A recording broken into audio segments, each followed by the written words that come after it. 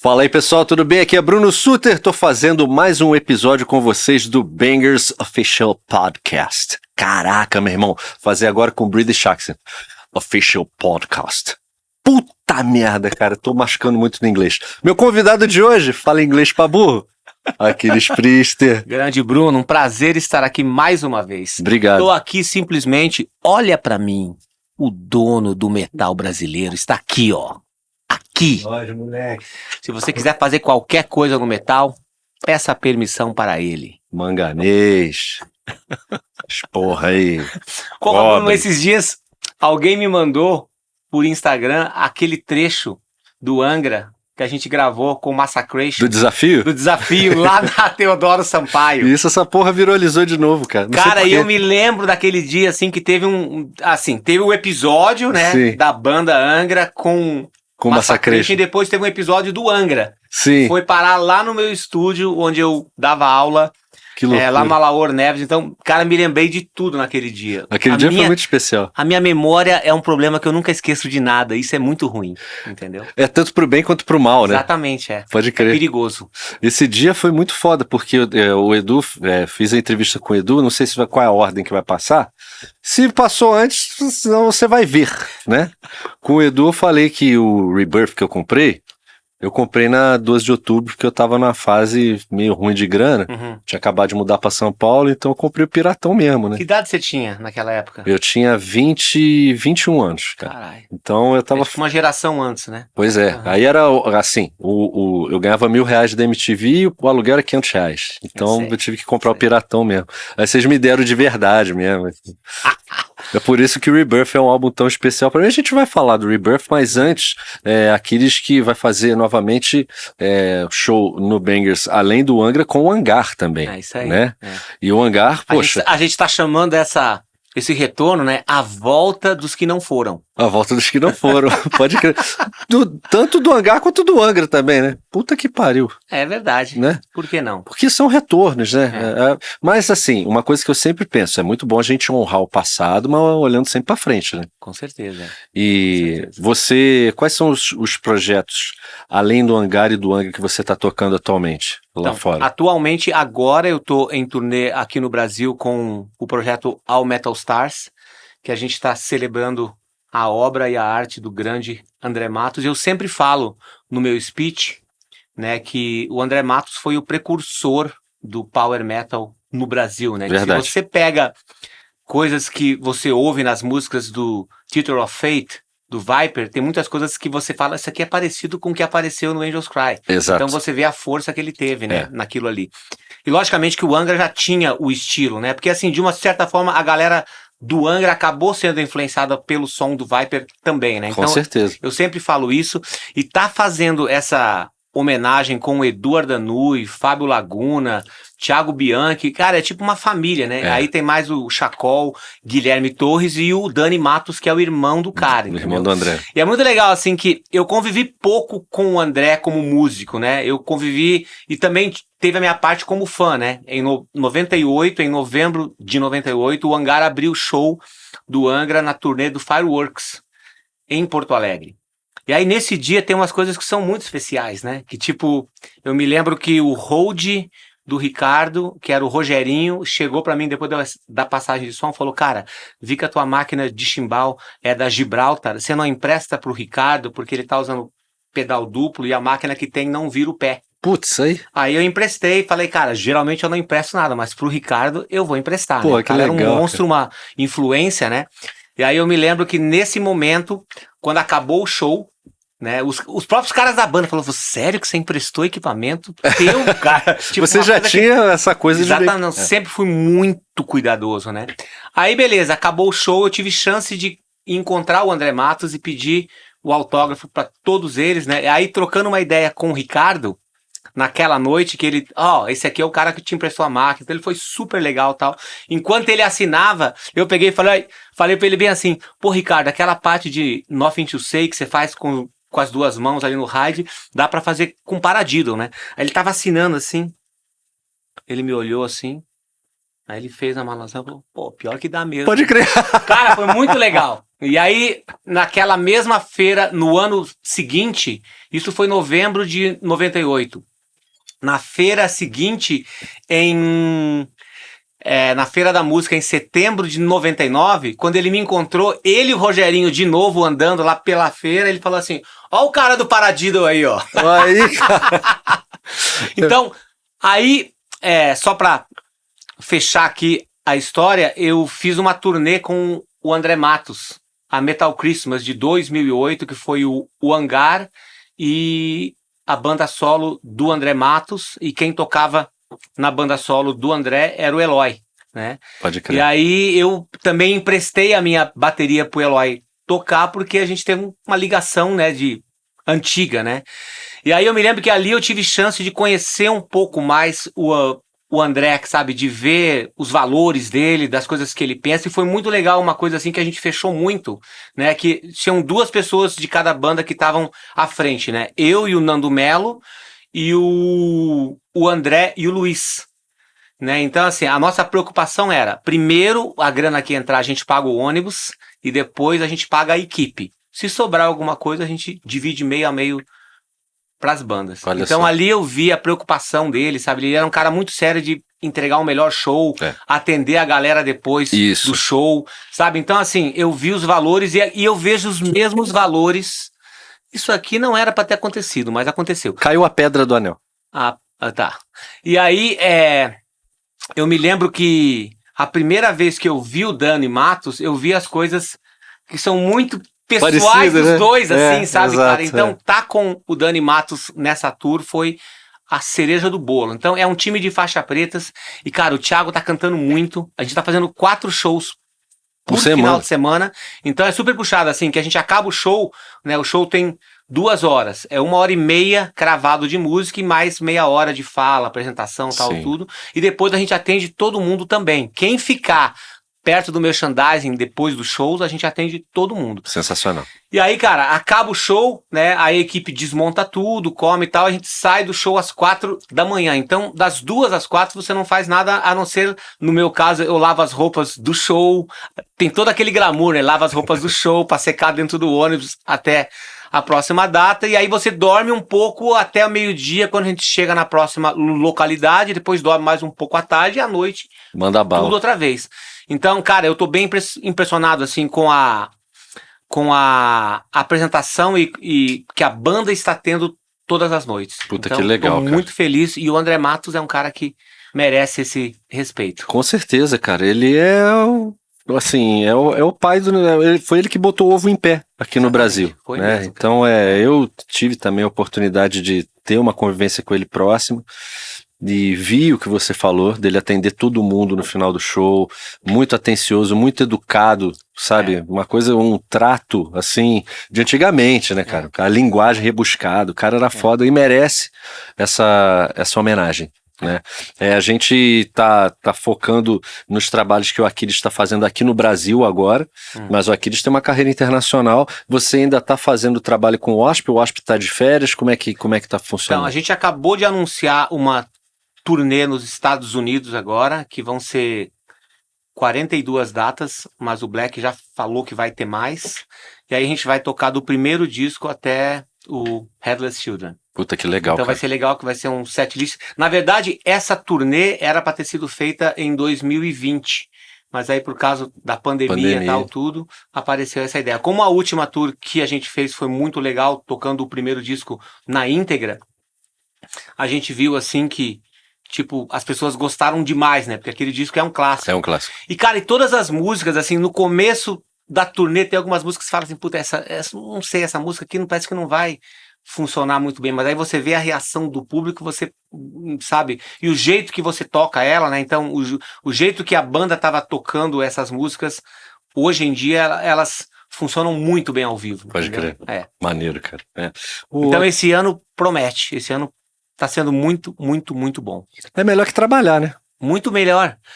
Isso é uma coisa legal que eu também falo. O senhor Fábio Laguna, meu parceiro, meu compadre, ele nunca assinou a carteira de trabalho dele. Olha isso, Olha cara. só, Fábio Que Laguna é um maravilha. vagabundo. É um vagabundo entendeu? mesmo, Vagabundo cara. de verdade. Só Igual o trabalha com Alborguete música. fala, seu vagabundo! Vagabundo! Cara, eu faço qualquer coisa pra não trabalhar, Aquiles. Cara, Puta que pariu. eu assinei a minha carteira como supridor de supermercado, ajudante de assistência técnica de refrigeração e depois na Dana, que foi meu último emprego, quando eu larguei o meu emprego, o meu salário fixo pra entrar no hangar pra ser um vagabundo. Vagabundo! Cara, a gente que vive disso, quando a gente descobre o prazer de você trabalhar, porque poucas pessoas nesse mundo trabalham tanto quanto o Aquiles trabalha. O cara, ele além de fazer o show, que é hiper extenuante, acabou o show, ele não tem uma lojinha. O Aquiles, ele tem um tenho um shopping. shopping. É um shopping, cara. É um shopping. Eu fui fazer um show uma vez, na mesma cidade que o Aquiles foi fazer o show lá com o Kiko Freitas. Foi Campo Grande. Foi Campo Grande. Campo Grande, né? Campo Grande. E ele cantou com a gente. Cantei. Hello, Big Name. Isso, exatamente. Porra, memória de elefante mesmo, hein, cara. E aí, cara, quando eu vi a lojinha, eu falei, puta que pariu, cara. Tinha bateria pra vender, sacou? E aí acaba o show, o cara vai e ainda leva a banda no ônibus, dirigindo o ônibus. Então, cara, respeito máximo. Cara, muita gente acha que aqueles negócios que a gente coloca, os requisitos básicos que a gente põe pros motoristas, eles acham que aquilo ali é zoeira. Mas não é. Tudo aquilo aconteceu. Tinha nego que tinha a boca podre, pé podre, tem nego que não troca roupa, fica fedendo. Tem motorista que eu contratei que não sabia que precisava usar óculos. Aí à noite você tá dirigindo, só tem buraco, você fala, você não tá vendo ali o buraco? Aí o cara fica com medo de falar. Eu falei assim, para o ônibus aqui um pouquinho. Eu falei assim, aquela placa lá no fundo lá, lê o que tá lá. Aí a primeira cidade era a cidade onde a gente estava indo. Então ele sabia. Aí ele falou, a cidade é tal, que era Tabuleiro do Norte, depois de Fortaleza. Aí, ó. Tá? Aí ele falou, Tabuleiro do Norte. Eu falei, tá, quantos quilômetros que faltam? Aí ele falou, isso eu não consigo ver. Eu falei, tá. Pega o meu óculos. Aí tirei meu óculos, coloquei nele. Ele falou, agora eu consigo ver melhor, mas ainda não consigo. Eu falei, então você precisa usar óculos. E aí, parceiro, não sei se a câmera consegue mostrar isso daqui, ó. Isso aqui foi um presentinho que o Metal me deu em 2023. O que é isso, cara? Isso aqui foi aquele dedo de gatilho. Sim, finger, sabe? sim. E aí, de tanto ficar na mesma posição. De tanto dirigir no Nordeste, porque daí acabava os shows. E naquela turnê eu tava tocando músicas do disco Vera Cruz e Temple of Shadows, e era tipo assim, tinha um set de aquecimento, 3 músicas, e depois só as desgraceiras, 6 músicas. E depois tu ainda dirige. Mais 3 músicas pra finalizar, depois bate-papo, e depois, à noite, eu tinha que dirigir todas as datas, porque o desgraçado não enxergava. E aí, me deu isso daqui, aí eu já tinha tomado 3 injeções de cortisona, e o meu médico nos Estados Unidos falou assim, agora você não pode mais tomar, você vai ter que operar. Cacete, eu falei, mas quanto bicho. tempo que eu preciso parar? Ele falou assim, pra ser bem legal, 1 mês.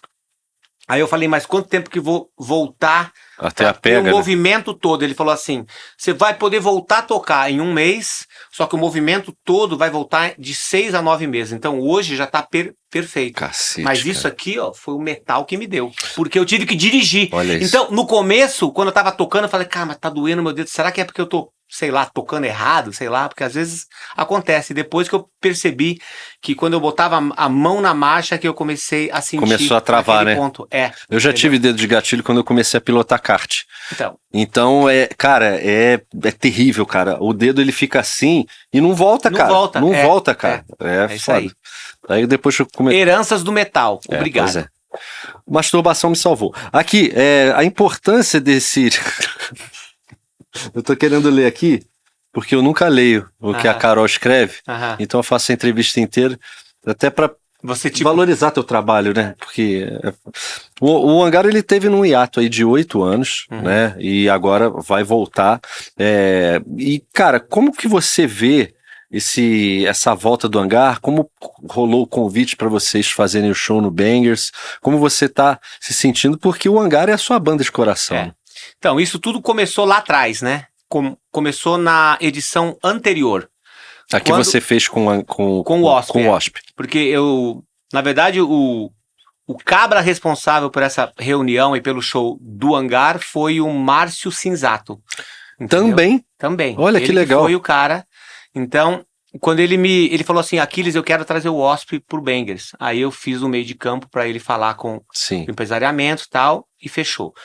E aí, assim que acabou o show, eu tive que passar na consulado para fazer acerto de camiseta. Consulado do rock. Eu e o Márcio, a gente é parceiro desde 2002. São 24 anos. O Márcio é um cara maravilhoso. 24 anos de parceria de camisetas.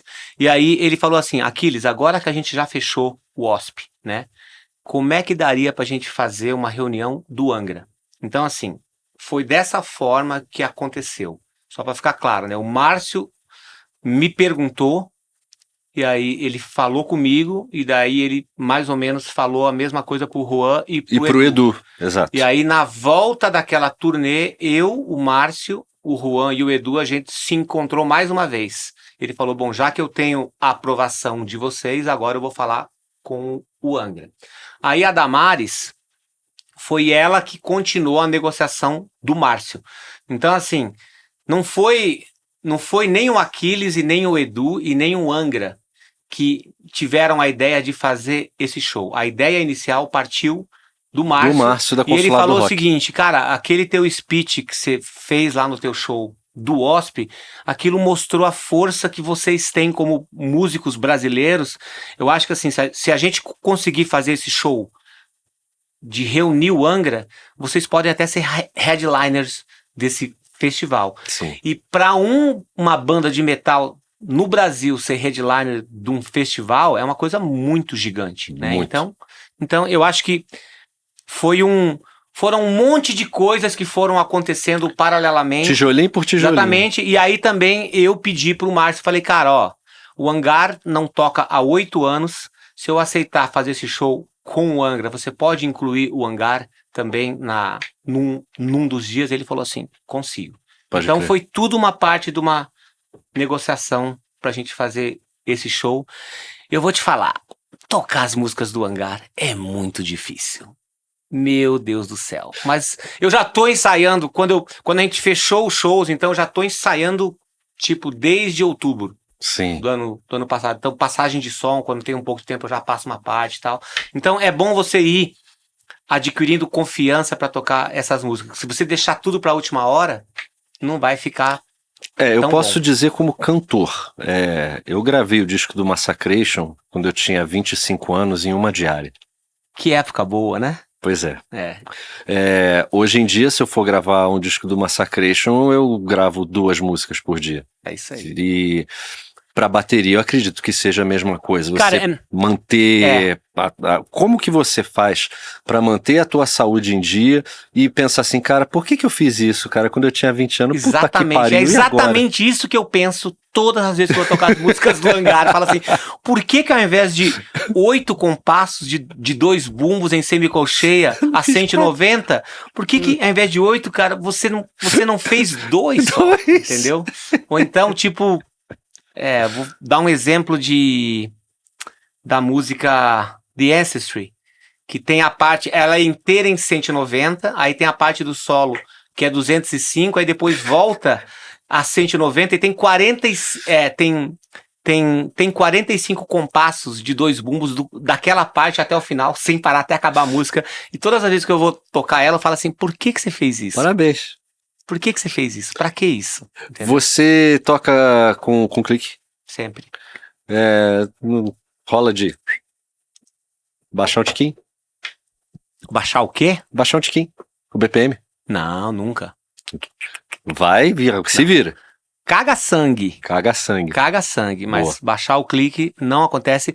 E vou te falar, né, que já teve vezes que dentro do Angra era a primeira música do show e as pessoas falavam, cara, dá pra baixar 5 BPMs dessa música? Eu falei, não dá. Tipo guitarrista. Exatamente. Por quê? Porque, cara, nunca vão falar que foi o guitarrista que pediu. Pode o crer. baterista, né? Batera. Ele não então, assim, cara, não, as músicas são cravadas no clique, então você tem que se preparar. Cara, eu tenho uma rotina de prática minha, que eu tenho uma... Antigamente eu tinha uma playlist de 2 bumbos de prática, que eu tocava músicas do Tony McAlpine, do Halloween, do Stratovarius, dessas bandas de power metal, e a última música era Carry On, do Angra, que era 165. Então essa era a última música, era a mais rápida.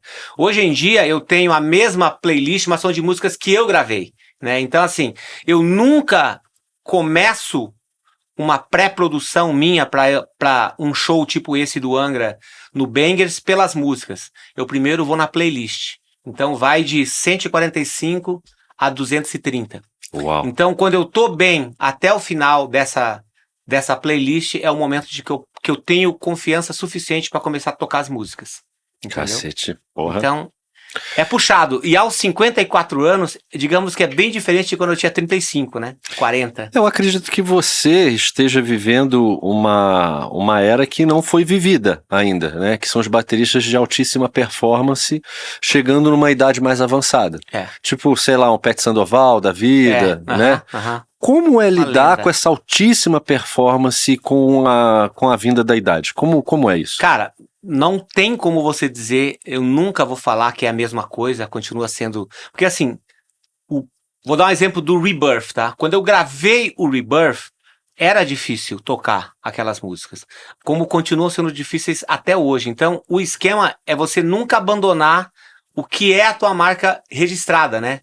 Então, assim, a minha marca registrada é semicolcheia por muito tempo. Então, assim, se eu deixar isso de lado, entendeu? Quando eu voltar a tocar isso, vai doer um pouco. Então, o ideal é você sempre manter. Você pode não estar no ápice do que você poderia ser se você praticar mais, mas você não tá longe daquilo, entendeu? Sim. Tá sempre perto. Aí você fala assim, agora eu preciso focar nisso. Aí o mindset é outro, né, cara? Mas aí assim, quando eu vou fazer essa prática de playlist aí, é de 145 a 230 sem parar. São 2 horas e 14 minutos que eu não levanto do banco, nem pra ir ao banheiro. Então aí eu chego na sala, aqueço um pouco, faço isso e saio. Não volto pra tentar tocar nada. Nem pausa de semibreve, 0. Então cara, eu tenho um mindset muito definido do que funciona pra mim. E eu não aceito que ninguém mude isso. Porque eu sei que se eu não fizer, isso vai atrapalhar o que eu vou fazer no palco. Você é o seu próprio técnico. Tipo isso. Eu também tenho meus filmes, né, cara? Os filmes que são importantes de você assistir quando você tá nessa preparação. Recentemente eu assisti uma série sobre os corredores mais velozes do mundo. E aquilo ali foi impressionante. Porque assim, tem pessoas que vêm, né, tipo, os caras correm 100 metros em 9 segundos e tantos milhões de centésimos, e eles falam assim, não, isso aqui levou 20 anos para eu fazer. Então as pessoas praticam um ano inteiro para uma prova. E aí as pessoas aqui, no nosso mundo, desistem depois de 2 dias. Ah, eu não consigo porque eu tentei, mas não dá. Então, cara, é uma coisa de tentativa, de você acreditar que você pode e você ir evoluindo aos poucos. E quanto mais você evolui, mais você vai fortalecendo o teu mindset. Que, cara, quando você tem a tua mente saudável e você confia no que você faz, você vence o teu corpo. Agora, quando a tua mente não tá saudável e se ela duvidar do que teu corpo pode fazer, você já quebrou. Entendeu? Eu percebo, cara, que muita gente fala, puta, o Aquiles é chato, cara. O Aquiles é exigente. O Aquiles é foda, cara. E isso eu percebo... Eu sou um fofo, gente. Eu sou um fofo. Isso é muito por causa da exigência que você faz com você mesmo. Faz sentido pra tu isso? Faz. Cara, e não é... Tipo assim, eu posso dar um exemplo, né? Eu já tinha escutado muitas vezes, né? De tipo, o Black é uma pessoa difícil de lidar. O Aquiles é uma pessoa difícil de lidar. Então como que a gente tá trabalhando junto há 9 anos já? Eu acredito que seja uma coisa parecida com o que aconteceu com o Mustaine e com o Kiko, né? Que Pode são ser. pessoas que têm personalidades iguais, exigentes. Eu acredito que o Kiko também seja tão exigente quanto você. E aí eu acredito que passe pela sua cabeça assim, cara, eu faria desse jeito, como é que você não consegue fazer? Né? Que é uma exigência que você se coloca para sua vida, que o Kiko também coloca. Eu percebo que é difícil para você lidar com pessoas que têm essas limitações aqui, né? Cara, no mental. Eu sempre falo assim, ó, eu tenho que fazer uma porção de coisas para eu chegar nesse resultado, entendeu? Então, no começo, especialmente nessa turnê que a gente está fazendo aqui do André Matos, foi a primeira vez que a gente ensaiou o show.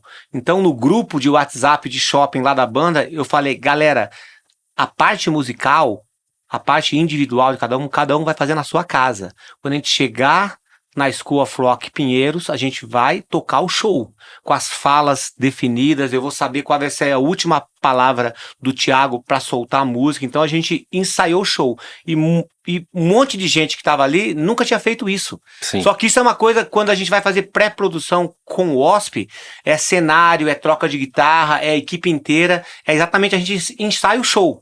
Uma vez na parte da manhã, só a banda, instrumental, sem voz, então você tem que conhecer a música de trás pra frente, e depois, na parte da tarde, uma vez o Black só tocando, depois intervalo de 1 hora, e uma vez o Black só cantando.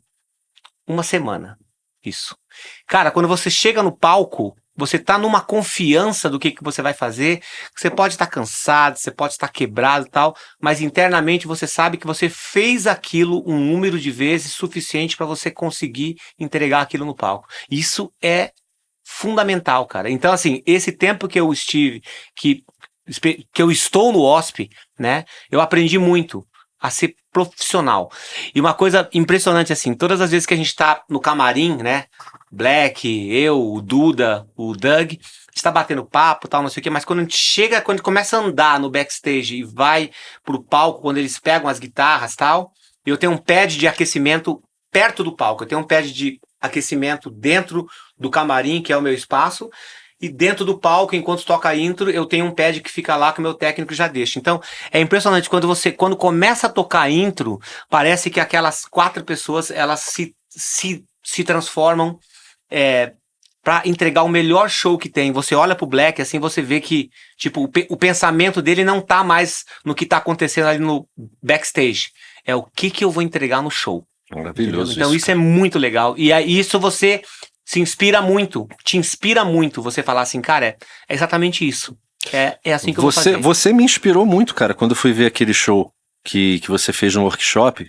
A maneira com que você lá lidou com o Kiko? lá com o sério? Kiko, tanto na parte de loja, gerenciamento, sabe? O trato com as pessoas no final do show, essa coisa de você ir levando o ônibus.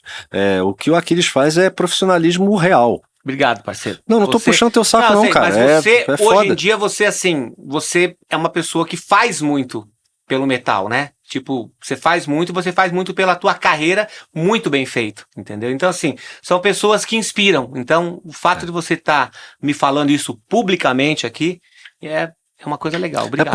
É porque eu considero o metal muito amador no mundo inteiro, sabe? As pessoas acham que tu pegar uma guitarra, cantar bem, tocar bem. Cara, isso é o mínimo, sabe? É o mínimo. Ainda mais hoje em dia, porque assim, o nível dos músicos que existem hoje em dia é um outro nível comparado com o início dos anos 2000, né? Então, assim, porra, naquela época tinham poucos bateras, assim, de 2 bumbos que eram especializados, né? Hoje em dia tem um monte de gente que é muito boa. Pois é, cara. Né? Eu lembro que na época do Injustice for All, aquela parte da One era uma revolução. Revolução, é verdade. Aquilo era revolucionário, cara. E continua sendo. Sim. Se você pega... Esse disco é de 88, né? Acho que é 88. 88. Você pega... Cara, esse disco foi gravado na fita. Analógico, entendeu? Então o cara teve que tocar aquilo. E tá super bem tocado. Pois entendeu? Aí você pega... Agora vamos falar de um disco, né? Que eu tenho certeza que você ama também. O Somewhere in Time. O que o Nico tocou naquele disco, cara, é tipo ridículo. Quando você com um pé só, né, cara? Com um pé só. Nossa. O que você ouve o cara tocando é tipo um absurdo. Aí, recentemente, eu fui convidado para dar aula na Los Angeles College of Music, que foi fundada pelo Joe Porcaro, né, que é pai do Jeff Porcaro, né, dos caras lá do Toto. E aí eles me pediram, pô, ia ser legal você fazer uma discografia dos discos que foram importantes pra você botar junto ali no teu método. Aí eu escrevi um método especial para as minhas aulas lá, e aí eu listei 50 discos. O meu último disco listado, que eu falei assim, que eu ouvi pra caralho, assim, que tem coisas daquele disco nas músicas do Hangar que eu compus no Infallible em 2009, foi um disco que foi lançado em 2007. Então eu tenho discos de 1971 a 2007, 50 discos que mudaram a minha vida. Olha só. Então, para você ver assim, não é que eu não escutei nada mais impressionante a partir de 2007, é que talvez nada tenha sido tão importante quanto aqueles discos, porque naquela época você ouvia o disco, você comprava o CD, ainda você ouvia no carro inteiro. No CD tinha CD player. Você dissecava o disco. Então você pegava o disco e você ouvia inteiro. Hoje em dia não tem mais isso, né? Pô, tipo, se você quiser comprar um carro com CD player, você não acha mais. Né? A música ficou muito nuvem, muito etérea, né? E o disco mesmo até perdeu um pouco da sua essência. Uma coisa que dentro do heavy metal ainda se mantém, porque o fã de heavy metal ainda segura isso, né, cara? Falando de metal e segurar o passado, a volta do Angra, né, que é o motivo principal de todos estarem aqui nesse evento desse ano, é o headliner. Você já teve oportunidade de encontrar com o pessoal, porque teve um churrasco aí que não me chamaram, valeu aí. Falou? Não chamaram você? Chamaram não. Ou não me chamaram? Não chamaram nós dois. Mas eu achei que tu tava nos Estados Unidos, pô. Então, exatamente, porque assim, como eu tava dando aula na faculdade lá, aí eu já tinha avisado que eu ia viajar no dia 25. Então, meu último dia de aula foi no dia 24 de fevereiro. Só pra vocês verem como é que a agenda é controlada, eu saí de lá no dia 25, cheguei aqui no dia 26. Aí eu cheguei no hotel às 11, à 1 da tarde eu tava lá na Bag Escola de Música montando meu rack novo, que eu trouxe um rack novo menor para poder fazer essa turnê aqui e não atrapalhar a logística. Tá vendo como eu sou fofo? Eu poderia muito bem ter falado, não, eu vou usar esse rack grande de 2 andares, que vai ocupar o mesmo espaço desse outro rack novo e foda-se, é isso. Não, eu falei, não, Thiago, se você precisa de um rack menor para viabilizar a logística, eu vou fazer. Aí fiquei no primeiro dia das 1 da tarde até às 11, montando o rack, eu e o Tripa Seca, meu grande parceiro há 9 anos, e depois no dia seguinte a gente ficou das 2 às 10 e fizemos a carga, e no terceiro dia eu tava ensaiando já. Então esse aqui é meu primeiro day off nessa tour inteira. Então assim, cara, tipo, a agenda ela já tinha sido definida antes, então eu não pude estar aqui. Sim. Aí eu ainda falei pra eles, se vocês puderem esperar até o dia 26, eu ia me ferrar, porque eu já tava com a agenda pra montagem do rack, mas eu ia dar um jeito de fazer. Só que eles também não puderam muita agenda para bater. Muita agenda pra bater. Então, aconteceu isso. Eu não tive a chance de encontrar a galera da banda ainda por causa disso, mas a gente tá se falando num grupo de WhatsApp de shopping. Puta que pariu, cara. E como que a galera não ia querer tá vendo essas conversas desses WhatsApp, né, cara? Não, mas cara, ainda é muita coisa técnica, sobre rider, tamanho do palco, sabe? A gente tá vindo só a parte técnica. Então, agora a gente já tá começando a definir as datas e horários de ensaio e tal. Sim. Então, assim, são 2 shows, né, cara? São 2 shows, então assim, como você falou, o retorno, né? Não é bem um retorno, né? É tipo assim, são um show comemorativo, especiais. Um show comemorativo que vai ter o Edu, o Aquiles e o Kiko que gravaram o disco Rebirth. O Angra tem a formação deles atual, que eles estão fazendo, que eles seguem fazendo as coisas, né? E aí possivelmente a gente vai tentar se encontrar em algum momento na próxima semana, porque depois da próxima semana do show de São Paulo, do tributo ao André Matos aqui, a gente fica mais segunda, terça e quarta aqui, depois a gente viaja para a próxima semana de shows e depois a gente não volta mais até o último show em Teresina no dia 29. Então, isso a turnê do André Matos, do Aumento Stars. Exatamente. Aí depois eu volto no dia 1º de abril, eu volto para os Estados Unidos e volto para cá de novo. É mentira, né? Volto para cá de novo no dia 12 de abril para começar a ensaiar com o Hangar. E aí a gente faz o primeiro show em Porto Alegre, no Espaço Marim, no dia 17 de abril. Depois a gente viaja no dia 18 para Nova Friburgo. Dia 19 a gente faz o Friburgo Rock Fest, o Hangar também. Que é um evento maravilhoso, cara. E depois a gente vai ter essa semana de ensaios com o Angra pro show do Bangers e também pro Side Show.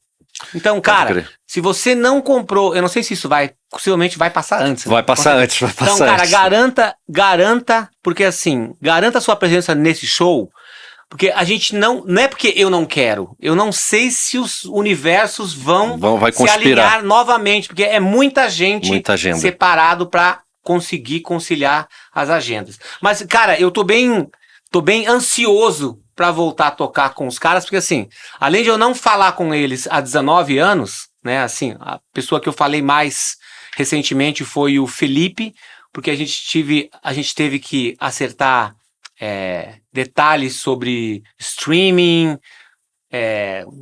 coisas autorais e tal, então ele foi esse link. E aí no Bangers do ano passado, eu, o Felipe e o Edu ia tocar, e aí ele falou, cara, quando você chegar aqui com o Osp, me dá um toque que eu quero te ver, né? Pode crer. Fazia muito tempo que eu não via ele. E aí a gente se encontrou no backstage, quando eu tava andando em direção ao Edu, eu vi que o Felipe tava junto, os dois estavam rindo, né? E aí foi muito legal, assim, que foi espontâneo. Na hora que eu tava chegando, eu falei, cara, a gente tem que fazer uma foto aqui, né? Aí o Edu falou assim, eu sabia que ele ia ter essa ideia. E aí nesse momento foi engraçado que a gente começou a conversar e apareceu o Martin, que tinha sido o iluminador da turnê do Rebirth na Europa, nossa primeira tour junto. Aí eram 4 pessoas daquela tour ali. E a gente começou a conversar, e aí o negócio da foto passou despercebido, entendeu? E aí o Felipe, assim, quando percebeu que a gente tava quase indo, que eu tinha que voltar pra aquecer pro show, falou, cara, vamos fazer essa foto. Falei, vamos então. E aí a gente fez a foto, cara, e foi muito legal.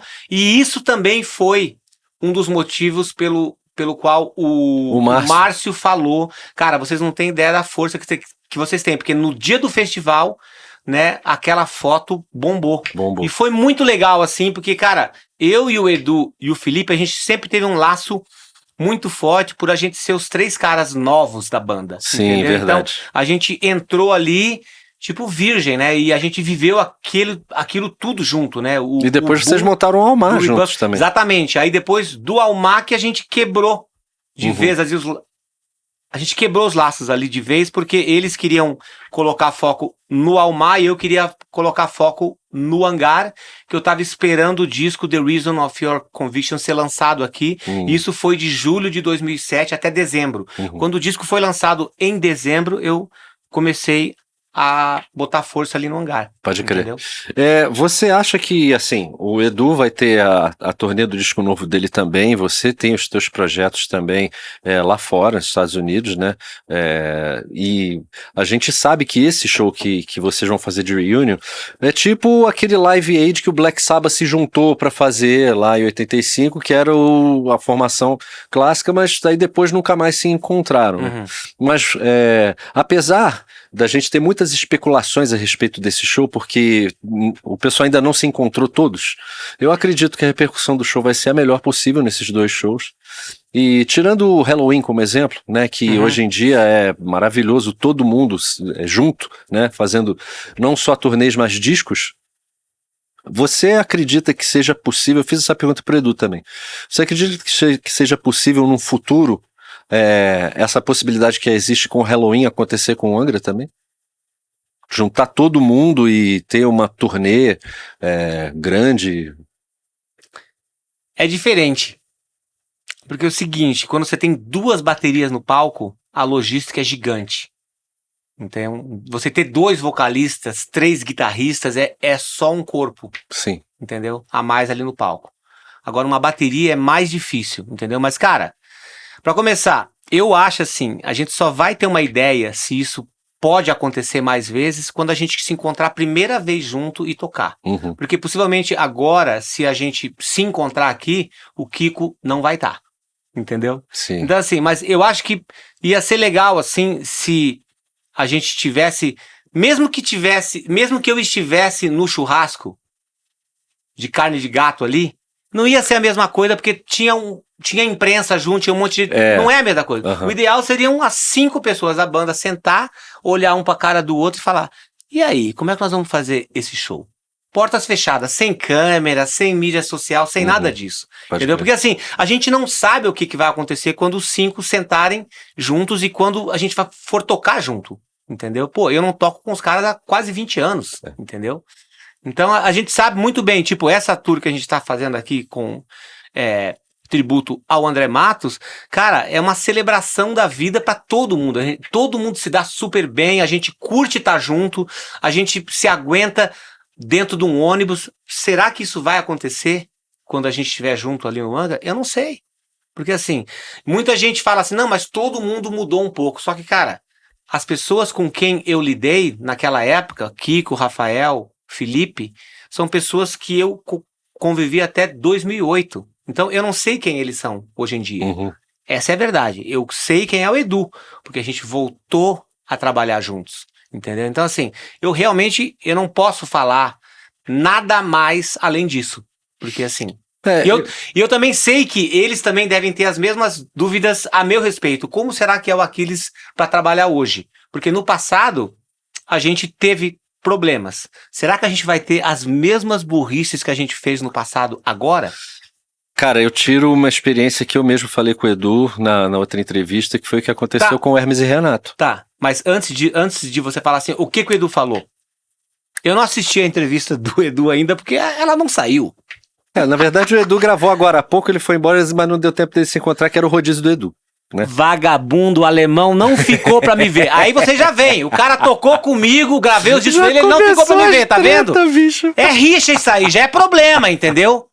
Ele falou a mesma coisa que tu, cara. Ele falou a mesma coisa que tu, que vai ter que esperar acontecer o show pra entender. Possivelmente, tipo assim, em algum momento do papo do Rafael e do Edu, deve ter surgido o Aquiles Pista. Tá, como que é o Aquiles tocando hoje, entendeu? Então assim, eu sei que tem isso. Eu acho que não é nem o tocando, mas como ele é hoje. Exatamente, mas faz parte desse pacote todo, mas né, eu acredito, cara, que a idade, ela traz muita sapiência pra gente. Então, aconteceu comigo no Hermes e Renato. Certas discussões que eu tive com eles quando eu tinha 25 anos, 30 anos, eu não teria hoje. Porque eu já entendi que certas discussões, tipo, caralho, a gente discutiu por causa disso. Não vale a pena, sacou? Eu acredito que as pessoas tenham mudado e tenham ficado mais sábias. Então acho que a tendência a acontecerem as mesmas coisas que aconteceram no passado são muito remotas de acontecer. Cara, e uma coisa é fato, né? Tipo, a gente só conseguiria fazer esse show tocando Rebirth na íntegra com aquela mesma força, com essas 5 pessoas. Sim. Entendeu? Então, se todo mundo tiver a inteligência emocional para entender isso e para saber assim, cara, o que a gente fez junto é mais forte do que a gente é individualmente, eu acho que não vai ter nenhum problema. Entendeu? E eu acho que o fato de ter a Damares de frente me representando e representando o Edu com a negociação do Angra, eu acho que isso facilita muito as coisas. Sim. Só que se acontecer alguma coisa depois, já não vai mais ter a Damares.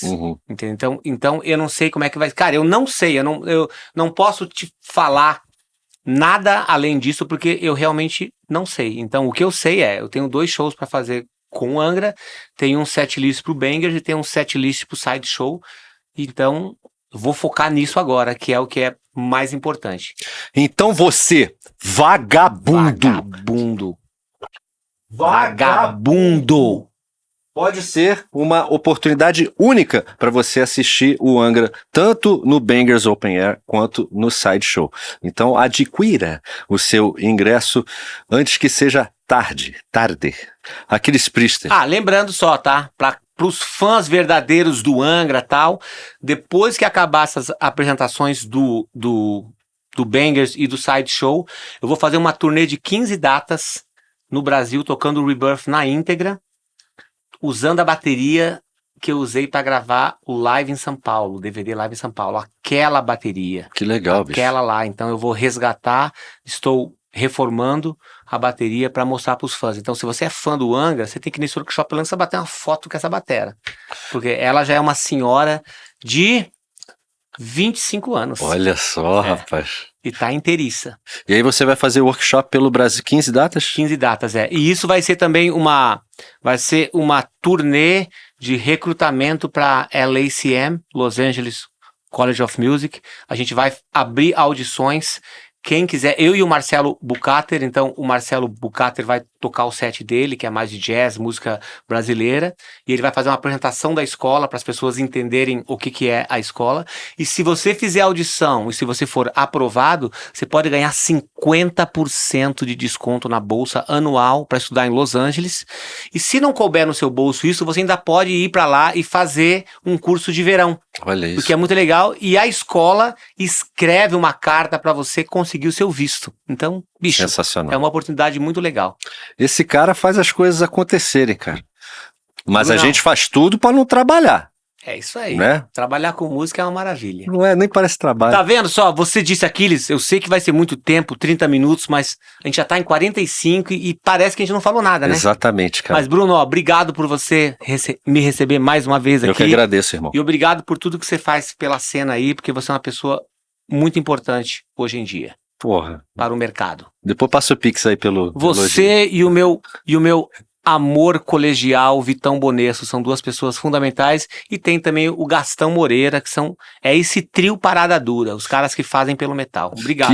Porra, eu que agradeço, irmão. Valeu mesmo. Esse é Aquiles Priester, que estará em breve como headliner juntamente com o Angra e também com o Hangar no Bangers Open Air. Esse foi mais um episódio. Eu sou o Bruno Suter, Boquinha de Cantor. Até a próxima. Valeu.